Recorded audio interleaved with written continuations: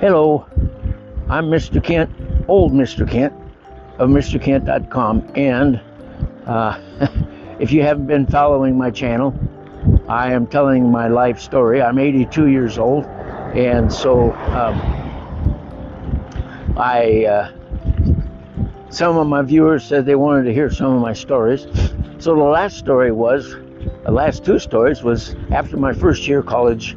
I worked in California to make money for the following year, and my folks had been paying my way, but I bought a motorcycle and I bought a guitar, and they got all upset with me for that. So they said, "You're on your own." So, and I'm just the kind of guy who, here comes a car. I'm the kind of guy who if you're going to start something, you finish it. And so I was determined to go to college. So I was back in Seattle, ready to go up to Bellingham at the end of the summer, and my folks didn't have any way to carry my motorcycle and me up to Bellingham. That's 100 miles north of SeaTac, where my folks lived. And so this is in Washington State. And so my older sister and her husband took me up to Bellingham, and we unpacked, and I was on my own. I don't remember how it happened, but I found this place to stay called The Ranch. It was an old house, and it was owned by a couple of old ladies, and they rented the upstairs to male college students. And so they had one room that had 3 beds in it, and they had another room that had 1 bed in it, and then they had a sun porch with 1 bed in it. And the sun porch was by far the cheapest, $18 a month. So well, here's a picture of it. You can see what it looked like. I sketched that after I changed minors to art minor. And that's a story for another day. But so that was what it looked like, and I had all the stuff I needed for living there. And I had a bed. I was standing on the bed when I sketched the picture, and a desk and a closet and chest of drawers, and so I had a nice place to stay for $18 a month. So I got that done, and then I needed to find some work because I had to pay my own way. And so I went to the food service because somebody said they were hiring. And so I got a job working in the dish room on the evening meal. And that way I could get all my meals free, plus go in and have snacks and things like that during the day. And so that got me some food and lodging. Now I needed something to make money, and I didn't have any idea how to go about that. And so let's see, I gotta go around the hole here. And so somebody told me, they said, well, go check with the Dean of Men. He might have some ideas on where to find jobs around town or whatever. And so I made an appointment, and I remember I walked into his office, and he knew that somebody was coming to see him. And I sat down, and he says, "What can I do for you?" And I says, "Well, I'm on my own, and I'm trying to find some work. I just wondered if you had any idea where to find places to work." And he said, "I'm going to give you some advice that's going to help you for the rest of your life." I said, "What's that?" "Seek, and ye shall find." That was his advice. And so I thanked him, and I got up and walked out the door. And at that point in time, I was getting a little concerned, So anyway, I was looking around. Well, as it turned out, the audio-visual department was hiring people to run their projectors. Now, back in those days, here's a picture of Old Main. That was the first building that was built when the college started, and it had 3 floors of classrooms. And also in that building was the audiovisual department. And so I went, and I wish I could remember that lady's name, but she was so nice to me. I told her my situation, and she said, well, she'll see what she could do to help me make money. And so what you did was they had a cart. It had a top shelf where the projector set, and a lower shelf where you carry the screen that you're going to set up in the front of the class, and the film, which was 16 millimeter film, came in metal circular containers.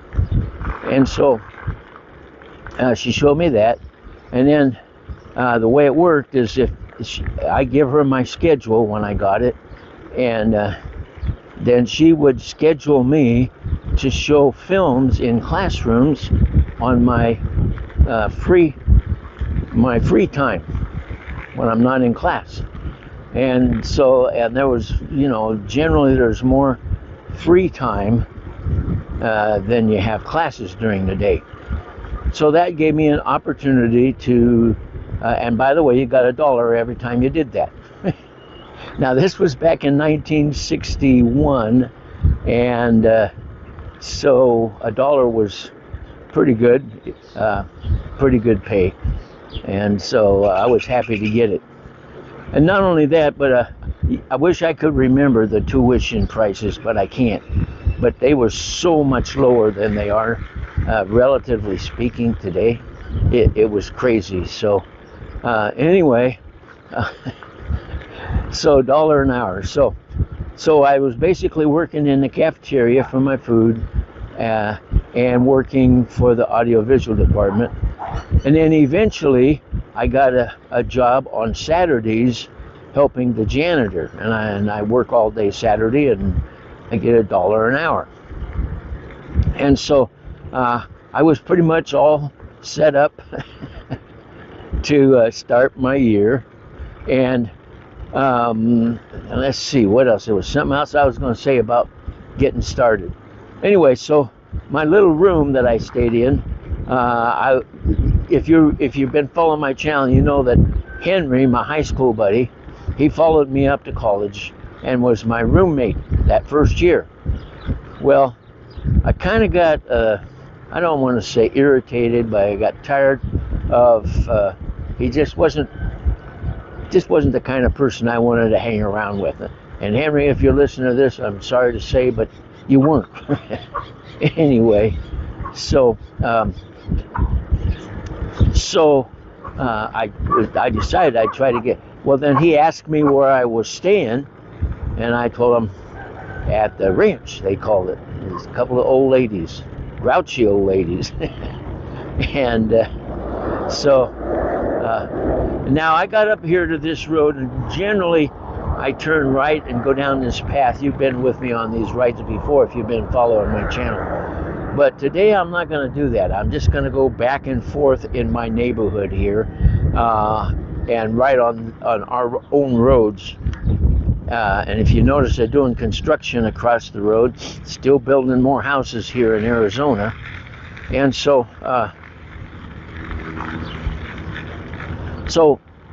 anyway, back to my story. So in the evening then, when I would go to work, I started out sorting silverware and making sure it was soaked in this big sink they had. And then I would take all the forks and put them into a little metal container and slide it down it was a long, what would you call it? Anyway, it was it wasn't a conveyor belt, it was just steel, but everything slid down that. And then they put the food in there, in that, and then it would get shoved into the grinder. Garbage disposal. And then it would go from there into a machine that would wash it, and they would come out of the machine at 180 degrees.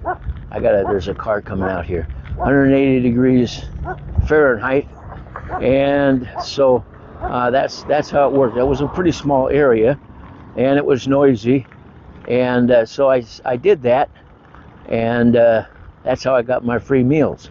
As it turned out, as time went by, we found out that the guys that were trying to get the hot plates out of the machine, they were so hot you couldn't hang on to them, and so then they would be dropping them and breaking a bunch of dishes, and so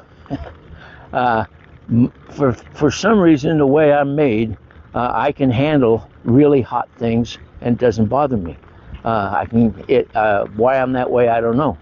So I said, well, I'll give it a try. So they put me on taking the plates out of the dishwasher at 180 degrees and stacking them onto a rolling container that held the plates, and then they would that was my job. Okay, so I did that, and then I found out as time went. I think I did that for the first quarter, and then I found out that everybody goes to dinner. Okay, everybody. Nobody misses dinner, but a lot of people miss breakfast, and so I'll speed up a little bit here. A lot of people miss breakfast, and so I applied to work in the morning and removed the hot dishes out of the machine in the morning.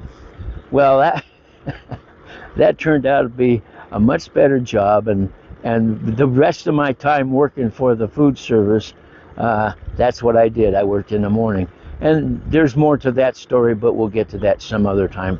So that's how I got my, and then when I would go to, in my job with the audio-visual department, remember that building had 3 stories, and so sometimes it'd be on the 2nd floor, sometimes it'd be on the 3rd floor. But what I would do, oh, here's a little dog, he's gonna chase me. What I would do is I'd load up my cart, I push it over to the stairs, take everything off of the cart, and there he goes. Take everything off of the cart, and then carry the cart upstairs, and then carry and then come back down, get the projector, and carry it upstairs, and come down and get the screen and the film, carry it up the stairs, put it all back on the cart, and then take it to the classroom. And then you would set it up in the classroom with the screen down at the front, and you'd be further, at the back of the classroom with the projector, and you'd get it all set up, and then you would sit there and listen to the teaching or whatever, and generally they had the film at the end. Most classes did, and so you'd sit through that class and learn something. And so, and the interesting thing was most of the classes that showed films were psychology classes. I'm not kidding you. So I might sit through 2 or 3 psychology classes every day of the week while I was showing films. And I tell my family, I say, I got enough psychology teaching that I could have, I could be called a psychologist. They don't believe me, but I did learn a whole lot about human behavior. And I tell you what, that's an important thing to understand. But so I'm thankful for that. And then that was my job. Those were my jobs. And then my motorcycle wasn't appreciated by the old ladies. I parked it outside, leaned it in a little walkway behind their house, and then I'd start it up in the morning, and I'd ride up the hill I was about 3 or 4 or 5 blocks, up the hill to the college, and then I would pull it up behind the food service and park it in their loading area, and then I'd have a place to park and that's where it would sit throughout the day until I was all through and went home. So that was my basic schedule on my first quarter back of paying my own way. And as it turns out, that first quarter was okay, except for one thing. My grades weren't all that great because I was spending so much time working and pressed to get everything done that I didn't get all my homework done. And I would come home in my little sunroom, the second floor, and do my homework. And I really did, now that I think back on it, I really did just fine, but I didn't get my work all done like I should.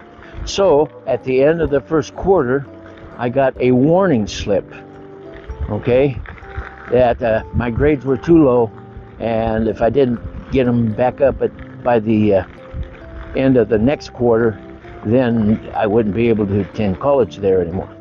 So I had a challenge set before me to get my grades better. And by the way, one thing that they had back then is if you got a 4-point in a particular quarter, then you got a letter of appreciation from the president of the college. And I thought, man, that would be so much fun to put the warning letter in a frame, and then put the letter from the president of the college in another frame next to it, hang it on the wall. And so my goal was, I wonder if I can get a 4-point. Well, that's another story, and it'll be coming up. But now you know how I started my first year back to college on my own, determined to finish college on my own. And so I think I better let you go for now because it's getting to be kind of a long video. And so I just say I want to thank you for watching my videos, and God bless.